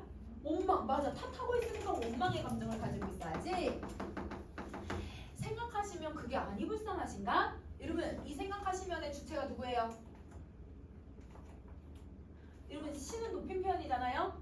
누구 보고 생각해보라는 거예요? 임금님 보고 생각해보라는 거야. 그래서 여기서의 주체는 임금님이야. 임금님 생각해보셔서 저 안 불쌍하세요? 이런 식으로 따지듯이 계속 얘기를 하는 거예요. 여러분 따지듯이 얘기하는 게 계속 원망이죠. 원망적 어조를 계속 쓰고 있는 거예요. 자, 정조를 지키고 귀신계 맹세해서 좋은 때가 돌아오면 다시 뵐까 했는데 그러면 좋은 때가 되면 다시 만났으면 좋겠다. 여러분 이거는 화자에 무슨 태도가 들어가는 거야 얘들아? 소망이죠. 왜냐면 이걸 바랬는데 라고 했으니까 과연 내 임이 전혀 안 잊어버리셔서 삼천리약수의 청조사가 건너오니 그럼 여러분 청조사의 뜻을 봤더니 청조사가 뭐라고 되어 있어 얘들아? 봐줘 얘들아. 여러분 청조사는 파랑새야. 맞아요. 근데 여러분 수능특급 문항에서나 이런 내용들을 빠뜨리는 경우들이 많아요. 청조사의 뜻을 여러분 알고 계셔야 되거든요. 요거는 여러분 선생님이 유사한 구절들 공부해야 된다고 했지? 청조사 공부해야 돼. 자, 여러분 청조사는 고사를 인용해 준 부분인데 어떤 고사이냐면 여러분 서항모라고 하는 여러분 여신이 있어요. 동양 신화에서. 근데 여러분 이 서항모가 살고 있는 곳이 여러분 무릉도원이에요. 그러면 그 무릉도원에 무슨 나무가 있더라 얘들아? 복숭아 나무가 있어서 무릉도원이잖아. 그 복숭아 나무가 서항모의 집에 있어. 근데 그 복숭아 얘들아 뭐 해주는 복숭아야? 무릉도원에 있는 복숭아는 뭘 해주는 복숭아야? 그러면 삶을 연명할 수 있게 해주는 복숭아잖아요. 그래서 여러분 이 노래 있죠. 박수한무, 거북이와 두루미, 삼천갑자, 동박사 이렇게 하는 거 있잖아. 박수한무라고 하는 사람이 얘들아 무릉도원에 들어갔다가 그 복숭아를 먹었더니 3,000살을 살았다는 거야. 그러면 여러분 이 복숭아는 얘들아 먹으면 신들도 여러분 인간들도 오래 살 수가 있는 거예요. 그러면 여러분 신들이 서왕모한테 뭘 달라고 하는 거야? 아유 이 복숭아 하나 주세요. 얘가 짱이에요. 그래서 여러분 서왕모가 여러분 이 동양 신화에서 완전 높은 신이라고 생각을 해주시면 돼요. 그러면 이 서왕모를 모시는 시녀들이 있는데 그 시녀들이라고 했지만 선녀들이야 얘들아. 이 선녀들이 있는데 그 선녀들이 누구냐면 이게 청조야. 그래서 여러분 서왕모를 모시는 이 선녀들은 평상시는 한 8살, 9살 정도 되는 아이의 모습을 가지고 있어서 계속 서왕모를 따라다니면서 얘들아 일을 도와주고 그리고 여러분 서왕모가 다른 신들한테 혹은 인간들한테 얘들아 심부름을 보낼 때가 있어. 그때 뭘로 변하는 거야? 파랑새로 변하는 거야. 그래서 여러분 3년 전 여러분 그 고3 6월 모의고사에 숙향전이라고 하는 고전소설이 들어갔는데 숙향이가 잠깐 잠이 들었거든? 근데 꿈속에서 청조가 날아와서 얘들아 어디로 데리고 가냐면 하늘세계로 데리고 가요. 왜 그걸 시켰냐면 여러분 서왕모가 시켜서 그랬거든요. 그러면 여러분 청조라고 하는 단어는 그러면 어떤 고사냐면 소식을 전달하기 위해서 쓰는 고사야. 그래서 여러분 얘가 여러분이 기억을 해야 되는 건 소식이 오거나 소식을 전달해주는 사람의 의미를 갖고 있는 거야. 여러분 보기에서 우리가 찾아야 되는 내용이 뭐 있었지? 자연물을 통해서 임금의 소식을 전달받는 상황이 나온다고 했지? 그게 누구야? 이 청조야. 알겠죠? 그래서 이거 잘 기억해 주시고 자, 그 다음에 여러분 또 나와야 되는 게 삼철미 약수예요. 여러분 약수라는 거 별표 표시되어 있지만 우리 약수라고 하는 건 규언가에서도 나오고 여러분 또 사설시조에도 많이 나오는 단어인데 상상의 공간이죠. 얼마나 멀리 떨어져 있는지 모르겠대. 아주 먼 공간을 얘기하니까 이 약수를 뭐 할 때 쓰냐면 임과 나의 거리감을 표현할 때 쓰는 단어죠. 그래서 여러분 이거는 임과의 거리감을 얘기할 때 쓰는 여러분 일반적으로 쓰는 관용구 같은 여러분 소재다. 자, 그러면 이미 나를 버리지 않으셔서 이미 나에게 뭘 전달해 주는 거야 얘들아? 소식을 전달해 주신 거야. 그러니까 님의 소식을 반갑게 듣고 여러 해 헝클어진 머리를 틀어서 집어 꼽고 여러분 자 우리 이런 표현도 많이 나온다. 머리를 안 감았대. 머리가 헝클어졌대. 머리를 안 빗었대. 이러면 머리를 얘들아 왜 관리를 안 하는 거야 얘들아? 예쁘게 보일 사람이 없잖아요. 이별했으니까. 그래서 여러분 이런 표현은 이 임금님을 위해서 얘들아 화장을 안 한다. 머리를 꾸미지 않는다. 이런 표현들은 이별한 상황을 드러낼 때 쓰는 일반적인 구절들이야. 알겠지? 자, 두 눈에 눈물 자국에 얘들아 눈물 맨날 흘리고 있었으니까 눈물 자국을 닦아내고 분도 아니 발라서 여러분 분을 아니 발랐다는 건 분. 여러분 분은 화자가 뭐라는 걸 알 수 있게 해주는 소재야? 여자. 그러면 여러분 분은 화장품이니까 화자의 신분을 알려주는 거죠. 요거예요. 여성이에요. 먼 길을 멀다 하지 않고 허위허위 들어오니 그리던 얼굴을 본 듯만 듯 하고 있어서 그러면 여러분 본 듯만 듯 할 수 있는 태도를 갖고 있는 건 나예요? 님이에요? 님이 본 듯만 듯 하고 있는 거야. 자기가 불러놓고는 여러분 얘 조인을 내가 상종도 안 하고 있다는 거야. 심술궂은 시샘이 어찌한단 말인가. 그럼 여러분 여기서 시샘이라는 단어가 나는데 시샘을 여러분 내가 하겠어? 임금님이 하겠어? 다른 신하들이 하겠어? 다른 신하들이 해야겠죠. 조인을 부르신다고? 임금님한테 시샘하는 말을 했던 거야 신하들이. 그러니까 임금님이 나를 어떻게 하는 거야? 본든만듯 하고 있는 거지. 그러면 이 감정들이 얘들아 누가 주체가 되는지를 생각을 해야 돼. 그래서 여러분 요거는 요거는 여러분 다른 신하들. 그래서 내가 임금님에게 사랑을 또 못 받게 되는 거예요. 임금님을 보러 갔지만. 자, 여러분 31번 갈게요. 자, 알록달록 문이 짜서 여러분 이 고음 비단을 만들듯이 여러분 뭐뭐 하는 듯이 했으니까 표현법 바로 찾을 수 있겠다. 지규, 응? 자, 뭐뭐 하는 듯이라고 했으니까. 자, 옥돌리의 18이가 온갖 허물을 지어내네. 그러면 여러분 이 온갖 허물이 무슨 뜻이야 얘들아? 잘못이잖아. 그 이 잘못을 얘들아 만들어낸대. 누구의 잘못을 만들어내고 있는 걸까? 나의 잘못을 만들어내고 있어요. 누가? 18이가. 그럼 여러분 18이 누구여야 돼? 간신. 여러분 간신들, 여러분 대부파들. 간신이 온갖 허물을 만들어서 나를 모함을 하는 거야. 여러분 보기에 모함하는 건 대부파가 모함한다고 했잖아. 여러분 자 또 여러분 이 18이라고 하는 단어는 여러분이 기억을 하셔야 되는 게 여러분 혹시 선생님이 얘들아 방학 때 무슨 시조를 했냐면 일신이 사자하니 물것 때문에 못 살겠다. 모기한테 물리고 바퀴벌레한테 물리고 누구한테 물리고. 그런데 내가 제일 견디기 힘든 건 5, 6월에 18일 때문인가 한다. 이 시조가 있거든요 여러분. 그게 거기서도 18이가 나와요. 근데 여러분 이 18인 거기는 탐관오리고 여기도 간신의 의미를 갖고 있어. 그러면 이 18이라고 하는 단어는 일반적으로 고전시가에서 어떤 의미를 갖고 있는 거야? 부정적인 신하들, 그렇지? 관리들 이런 의미를 가지고 있다고 생각을 해줘야 돼.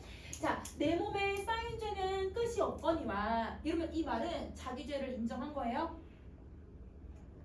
누가 만든 죄야 얘들아? 다른 신하들이 만든 죄니까 자기 죄를 인정한 게 아니라 자기는 누명을 썼다. 자기는 모함을 받고 있다. 이걸 얘기하고 있는 거야. 하늘에 해가 있어서 이 이미 짐작을 하지 않으실까? 자, 근데 여러분 이 구절도 자주 나오는 구절이죠. 여러분 정과정 같은 작품을 보면 정과정에 내가 모함을 받아서 유배를 왔거든. 근데 그 유배를 왔는데 내가 결백하다라는 걸 잔월 효성이 알아주실 겁니다. 이런 표현들을 써요. 그러면 여러분 잔월 효성할 때 잔월이 뭐예요? 월. 달이죠. 효성할 때 성자가 뭐예요 여러분? 별이죠. 여러분 해가 있대요. 얘네들 공통점이 다 뭐야 얘들아? 하늘에 높이 떠 있어. 그래서 아래에 얘들아 무슨 일이 벌어지는지 다 볼 수 있는 애들이야. 즉 여러분 하늘에 높이 떠 있으니까 내가 결백하다라는 걸 님이 짐작해주지 않으실까? 그러면 여러분 이런 식으로 해가 알 겁니다. 달이 알 겁니다. 별이 알아주실 겁니다. 이미 짐작해보세요. 이런 표현들은 나의 결백을 입증할 때 쓰는 표현인 거예요.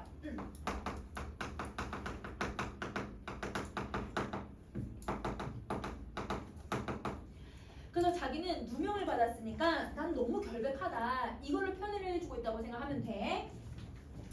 에휴, 그걸 난 던져두고 서러운 뜻을 말하려고 하니 그러면 이제부터 자신의 뭘 얘기하겠다는 거야. 이 아랫부분은 다 서러운 얘기 하겠다는 거예요. 100년 인생에 인해 임을 만나서 이름 다음 페이지 가자. 자, 산과 바다에 맹세한 사랑의 첫 말씀을 믿었는데 여러분 날 사랑한다고 했대. 날 사랑한다고 얘기하는 건 여러분 지금이에요? 옛날이에요?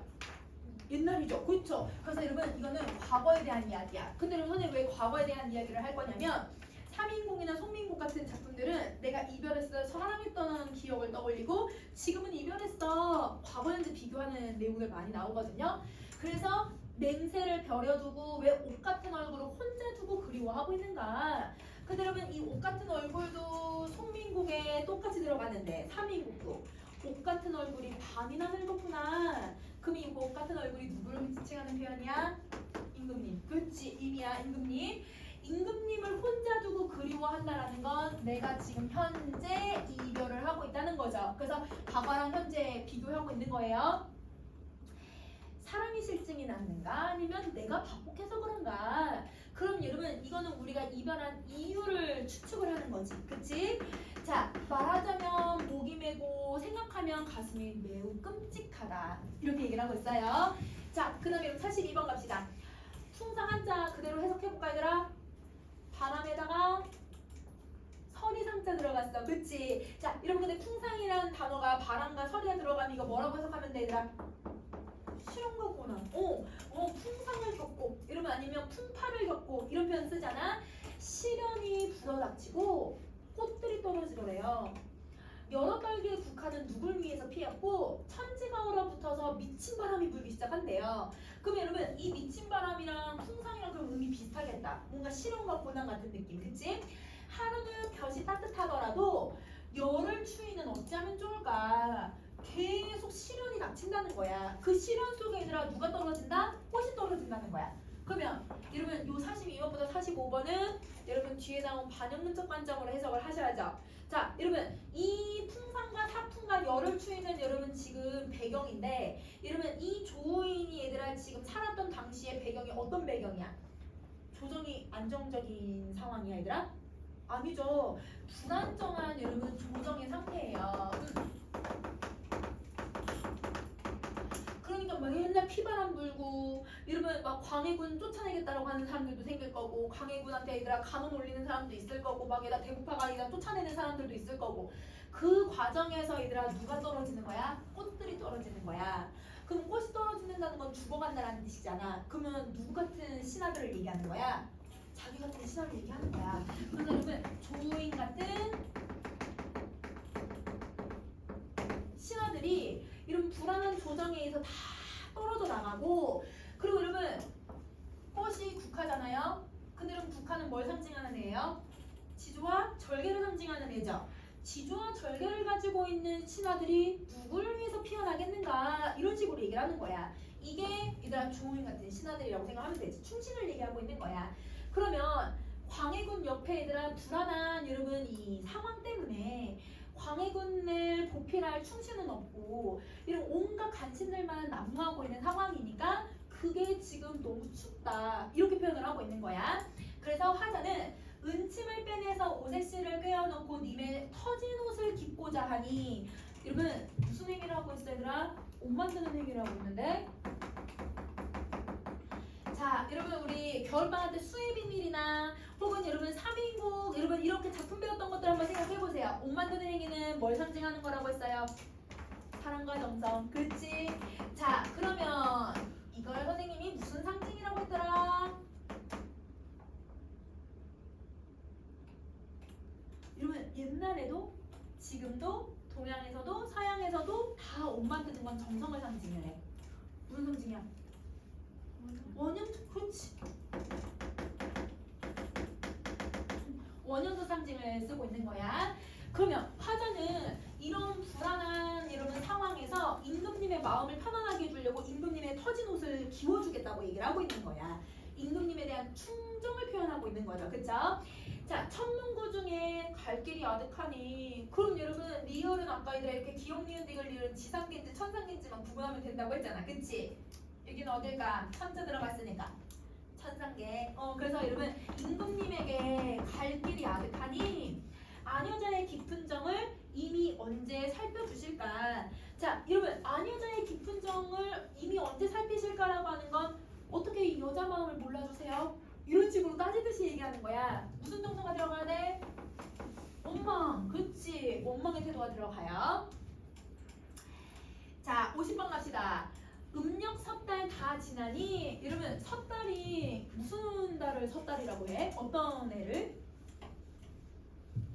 설날이 있는 달을 섣달이라고 해요. 그러면 여러분 겨울을 얘기하고 있는 거지. 그래서 여러분 겨울 다 지나니 봄이면 늦을 것이다.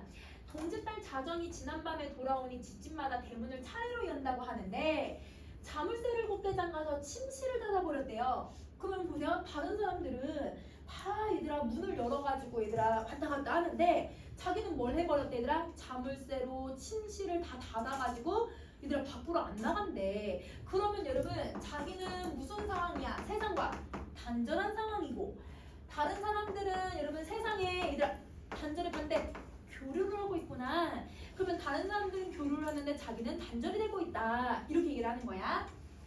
눈 위의 서리는 얼마나 녹았고 뜰가의 매화는 몇 봉우리가 피었는가. 그럼 여러분 여기서 매화는 지주절개를 얘기하는 걸까요? 여긴 지주절개가 아니에요. 그죠? 이 설이 얘들아 실험과 고생을 얘기하는 걸까요? 여기선 그게 아니에요. 이거는 뭘 얘기하냐면 얘네들은 계절적 시어이기도 하잖아. 계절을 얘기하고 있는 거야. 그러면 여러분 자 원래 설이는 여러분 계절이 언제더라? 가을. 근데 문이설이라고 했으니까 가을 겨울 합쳐놓았다고 생각하면 돼. 그래서 여러분 가을 겨울은 여러분 얼마나 지났고 매화는 계절 두 개 나와야죠. 매화 계절 어떻게 나와야 되더라? 겨울에 펴서 봄까지 펴야 되더라. 그치? 그래서 여러분 겨울 봄을 얘기를 해. 그러면 얼마나 녹았고 얼마나 피었는다 이런 걸 모른다는 건 여러분 시간의 흐름을 안다 모른다? 모른다는 거야. 왜 몰라? 세상과 단절되어 있으니까. 시간 가는 줄 모른다는 뜻이야. 간장이 다 썩어서 녹조차 끊어졌으니 여러분 이 간과 장기는 썩지 않아요. 간과 장기가 애간장이 끊어지거나 얘들아 녹진 않죠. 그럼 여러분 이런 표현들은 여러분 무슨 표현이 들어간 거야? 과장이 들어가지. 이 과장을 쓰는 이유는 내가 너무너무 고통스럽다라고 하는 걸 표현할 때 쓰는 과장법이죠. 천줄기의 눈물은 피가 되어서 흐르고 야, 눈물 흘리는데 천줄기의 눈물 흘릴 수 있어 한 번에? 아니죠. 피눈물 나는 거 아니죠. 과장. 단벽청등은 빛조차 어둡다. 근데 그럼 단벽청등에 붉은색 글씨 들어가 있어. 해석할 수 있어야지. 그치? 근데 그럼 단벽청등은 우리 송민국 할 때 했었는데 거기에서는 여러분 이 단벽청등이 뭐냐면 밤에 손님이 오기 위해서 손님을 맞이하기 위해서 켜놓는 등불이에요. 그러면 손님을 위한 등불이 어둡다라는 건 손님이 온다 안 온다? 안 온다. 그러면 여러분 손님이 안 오기 때문에 이 손님이 누굴까 얘들아? 님이겠죠. 나한테 님이 안 온다. 그래서 뭘 하는 거야 얘들아? 내가 단절을 하고 있다라고 생각하면 되는 거야. 그래서 여러분 이렇게 굵은색으로 표시되어 있는 건 시험에 무조건 나오니까 어떻게든 해석을 해보려고 해야 돼 얘들아. 자 황금이 많으면 매부라도 하련만은 자 여러분 요거는 지금 별표 표시된 거 보니까 고사가 인용되어 있네요. 그럼 여러분 고사를 인용하는 여러분 항상 뭘 생각해야 돼? 이유 찾아야지. 여러분 고사 한번 생각해보자. 여러분 이 진화교라고 하는 보기 나중에 읽어보세요. 여러분 별표 표시된 거. 진화교라고 하는 여러분 이 황후는 한무제의 아내예요. 황제의 아내죠. 근데 여러분 진화교의 엄마도 황후예요. 근데 뭔가 좀 이상하지 않아 얘들아? 진화교의 엄마도 황후였어. 여러분 원래 황후는 여러분 대부분 이제 그 전에 황후는 얘들아 남편의 얘들아 그 황제의 엄마가 돼야 되는 거 아니야? 태양후 같은 경우는. 그러면 여러분 이게 무슨 관계냐면 진화교의 엄마가 이런 권력이 엄청 센 여자였어요. 황후였는데 남편이 허수아비야. 허수아비 왕이야. 그런데 남편 너무 일찍 죽은 거예요. 아들 없이. 그러면 이 황후는 권력을 더 유지하고 싶어. 그런데 자기한테는 아들이 없잖아. 그래서 자기 딸에게 남편감을 구해주고 그 남편감의 허수아비로 자기가 또 섭정을 한 거예요. 그러면 여러분 진화교의 남편은 여러분 어떻게 구했냐면 진화교 보고 고르라고 했거든. 근데 그 고르려고 남자들 쫙 모아놨어. 남자애들을 모아놨는데 어디에서 데리고 오냐면 자기 외갓집에서 다 데리고 왔어.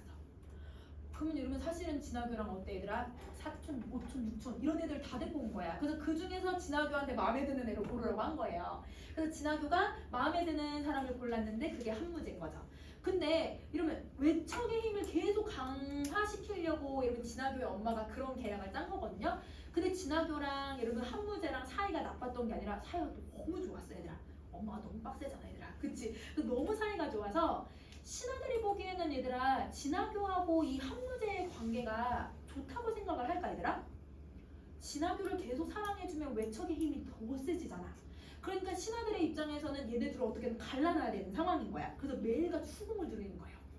신하들의 입장에서는 후궁을 드리는데 얘들 한무제는 진화교밖에 안 보는 거야. 근데 이제 진화교는 자기는 이제 남편의 사랑을 완전 믿고 있었고 이러면 이 한무제도 진화교가 예쁘다고 생각을 한 거죠. 그래서 하루는 신하들이 뱃놀이를 가자고 하고 진화교를 내버려두고 여러분 이 한무제만 데리고 뱃놀이를 간 거예요. 거기에 얘들아 예쁜 여자 한 명 데리고 와서 봤더니 이 여자 역사상에 이렇게 나와 얘들아 한무제의 손바닥 위에서 춤을 췄대. 요정이야? 엄청 얘들아 허리가 요만했대. 허리가 요만했대. 진짜 이렇게 그러니까 아주 여리여리하고 되게 가냘픈 그런 여자를 데리고 온 것 같아. 근데 이 여자한테 한무제가 사랑에 빠진 거야. 너무 한무제 조금 반하는 거야. 근데 진학교는 그럼 하루아침에 얘들아 사랑을 잃게 된 거잖아. 그래서 진학교가 여러분 매일 아침마다 여러분 황금을 써서 그 돈을 써서 사마상여라고 하는 유명한 시인이 있었어요. 그 시인한테 돈 주고 얘들아 시를 쓰게 해요. 그래서 매일같이 자기 남편한테 사랑의 시를 보내는 거야. 막 얘들아 질투하거나 이런 게 아니라 사랑의 시를 매일같이 남편한테 보낸 거야. 편지를. 자기가 쓴 건 아니지만. 그래서 여러분 남편이 한 번에 쭉 보고서 진학교가 나한테 이렇게 정성을 다하고 있구나. 그래 나한테는 진학교밖에 없어. 다시 진학교한테 사랑에 빠졌대요. 그러면 여러분 진학교는 뭐가 있으니까 사랑을 쟁취한 거예요? 돈, 그렇지. 돈이 있으니까 사랑을 쟁취한 거야. 그럼 봐봐 얘들아, 이 고사는 진학교는 사랑을 쟁취했지. 다시 남편의 마음을 되돌렸잖아요. 근데 여러분 이 조우이는 여러분 자기 남편은 아니지만 사랑하는 남자인 여러분 옥황상제의 마음을 지금 돌릴 수 있어요 없어요? 돌릴 수 없어요. 왜? 다른 신하들이 계속 시샘을 하고 있으니까. 그러면 자기랑 진학교를 뭐 해버리는 거야 얘들아? 비교하기 위해서 이 지금 고사를 이용하고 있다고 생각을 해주면 되는 거야. 그러면 황금이 많으면 이라고 하는 부분에 얘들아 무슨 표시되어 있어? 붉은색 표시되어 있지. 그러면 이거는 사랑을 쟁취할 수 있는 조건이라고 생각을 하는 거야. 그치? 자, 근데 백일이 무정하니 뒤집힌 동이에 비치겠는가? 요것도 여러분 붉은색 표시되어 있으니까 여러분 해석해야죠. 자, 그 보세요. 여기서 여러분 백일이 무정하다고 했는데 사실은 여러분 여기서 무정한 사람은 누구야? 임금님이다? 왜냐면 진학교에다 조인 부르겠다고 했는데 신하들 말을 들어가지고 또 모른 채 하고 되게 무정하잖아. 그러면 여러분 이 백일이 누굴까요? 임금님인 거예요. 왜 임금님을 백일이라고 표현했냐면 일자가 무슨 일자를 썼을까 얘들아? 임금님을 상징하고 있으니까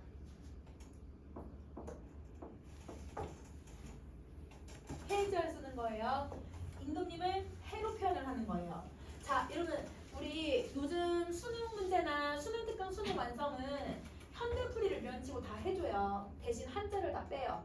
한자 잘 안 써줘요. 그래서 여러분 지금 고3들은 선생님이랑 어떻게 고전시가 있는 연습들을 계속 했었냐면 여러분 지금 여러분이 한자를 계속 다 빼가지고 표현을 하니까 출제자들은 여러분이 한자를 못 읽을 거라고 생각하고 빼는 것 같아요. 한자가 없으니까 뜻을 유출을 할 수가 없어요 얘들아. 그래서 여러분 이 글자 보고 무슨 한자가 쓰였을지를 가지고서 단어 유추하는 연습을 하고 있어. 지금 고3들 오히려 반대로 공부하고 있거든 얘들아.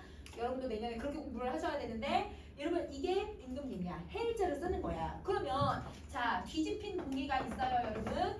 이 뒤집힌 동이에다가 얘들아 햇빛이 이렇게 얘들아 내리찐다고 하더라도 이 안에는 여러분 임금님의 햇빛, 임금님의 사랑을 받을 수 있어요 없어요? 없어요. 그럼 이 뒤집힌 동이는 임금님의 사랑을 받지 못하는 누구의 신세를 표현하고 있는 거야? 나의 신세를 표현을 하는 거야. 그러니까 이거는 조인의 신세를 표현을 하는 거고 황금이 많은 건 여러분 진학교가 사랑을 받을 수 있었던 조건을 표현을 한 거예요. 그러면 여러분 황금이 많으면 하고 뒤집힌 동이는 같은 말이야 다른 말이어야 돼? 다른 조건이어야 돼. 알겠지? 왜 선생님이 이걸 자세하게 설명하냐면 여러분 붉은색 표시는 시험에 나오니까 해석할 수 있어야 돼. 평생토록 쌓은 죄는 다 내 탓이다. 이제는 여러분 자기 죄가 있다고 얘기를 하는 거야. 그게 아마 이 붉은색으로 표시된 얘겠지? 언어가에 공교도 없었고 눈치 몰라 다녔었던 일, 이게 나의 죄예요. 내가 이별을 하게 된 죄예요. 여러분 언어에 공교가 없다라는 건 임금님한테 얘들아 뭘 못했다는 걸까? 말을 예쁘게 꾸며내는 거. 즉 아부를 할 수 없었고 그치? 그러니까 얘들아 이목 때문에 유폐하면 안 된다 막 이런 식으로 얘기했겠지? 눈치를 몰라서 다녔대. 대북파가 얘들아 기세등등한데 그거 몰라서 자기가 자기 뜻을 얘기하고 다녔던 거. 그러면 사실은 정말 자기의 죄가 있다라고 얘기하는 거야? 자기는 자기 신념을 지켰다고 얘기를 하고 있는 거야.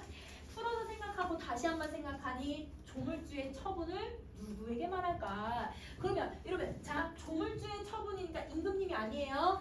조물주는 얘들아 뭘 한 거냐면 죄에 대한 처분을 내렸대요. 여러분 나는 이 죄를 지으니까 어떤 처분을 받은 거야? 임금님과 헤어지게 된 거잖아. 그럼 여러분 이 이별이 누가 만들어준 거라고 생각한 거야? 신이 만들어준 거라고 생각해. 근데 여러분 신이 뭔가 결정을 하는 걸 여러분 이건 우리 무슨 세계관이라고 해 얘들아?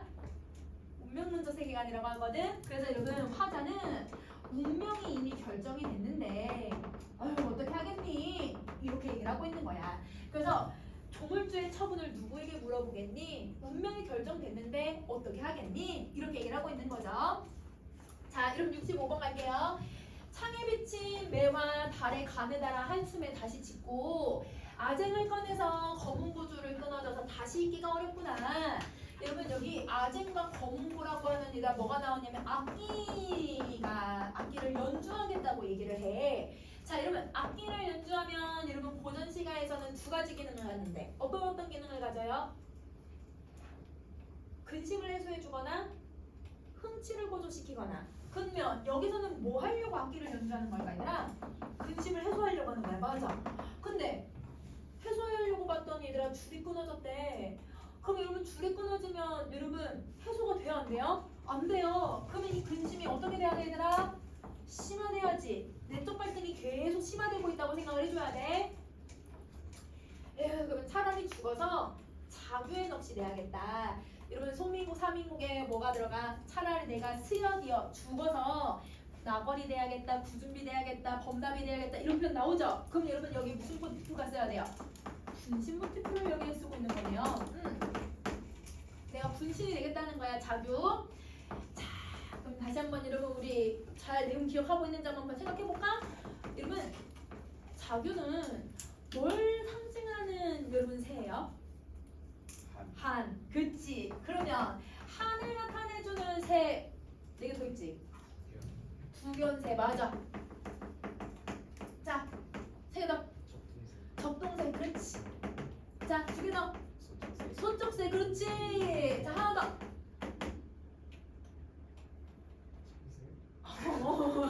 참새. 근데 앞타임 똑같이 나왔어.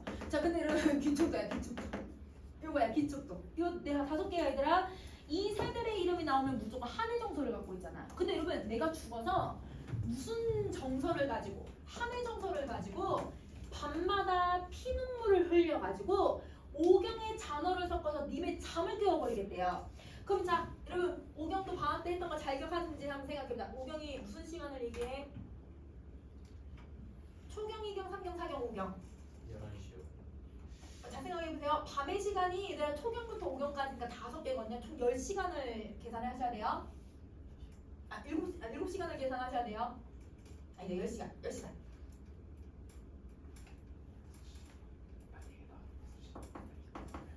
얘들아 초경은 저녁 7시부터 9시예요. 자, 그 다음에 얘들아 이경이 밤 9시부터 11시. 삼경이 얘들아 11시부터 1시. 한 가운데. 응? 사경이 1시부터 3시. 그럼 오경은 3시부터 5시. 그러면 여러분 시간을 기억하는 게 아니라 이제는 뭘 기억하냐면 초경은 초저녁. 그 다음에 이경, 삼경, 사경은 한밤중. 그 다음에 여러분 오경은 뭘로 기억하면 돼 얘들아? 새벽. 이렇게 기억하면 되지. 그럼 여러분 새벽에 얘들아 님의 잠을 깨워버리겠대. 그럼 여러분 님의 잠을 왜 깨우는지를 생각해봐. 여러분 우리 고전 시가 읽어보면 계속 내가 뭐가 되어서 임금님 잠을 깨워야겠다 이런 표현들 들어가거든. 이 표현의 의도가 뭔지를 생각해봐. 나는 이렇게 아프고 힘들어 죽겠는데 너는 잠이 오니? 이런 의도거든. 그러면 그래서 내가 너 잠을 깨울 거야 이런 표현을 쓴 거니까 무슨 태도가 여기 들어가는 거야? 원망. 어떻게 날 두고 잘 수가 있어? 이런 표현인 거지. 그래서 원망의 표현이 들어간다 라고 생각해 주시면 돼요. 그러면 이 원망의 감정도 드러나지만 내가 죽어서 이렇게 되겠다라고 하는 나의 무슨 태도도 들어가야 돼? 의지. 그렇지. 이렇게 보시면 돼요. 자, 그러면 여러분 여기에 반복돼서 이제 자주 나오는 구절도 되게 많죠. 그래서 여러분 자조사에서 쓰는 개념들 쭉 공부해 주셔야 돼요. 자, 여러분 3페이지로 가세요. 3페이지는 숙제. 여러분 3페이지에 여러분 제일 먼저 이제 검색 엔진. 여러분 검색 엔진 아까 우리 문제 2개 안 풀었지? 이거 다음 주 숙제.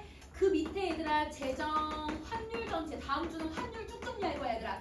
재정 환율 정책 이걸 읽어올 거예요. 자, 그 다음에 지금 무슨 거 문제 안 풀었지 얘들아? 자도사 문제 안 풀었지? 문학의 자도사까지. 요거 3개 숙제예요. 오케이. 오늘은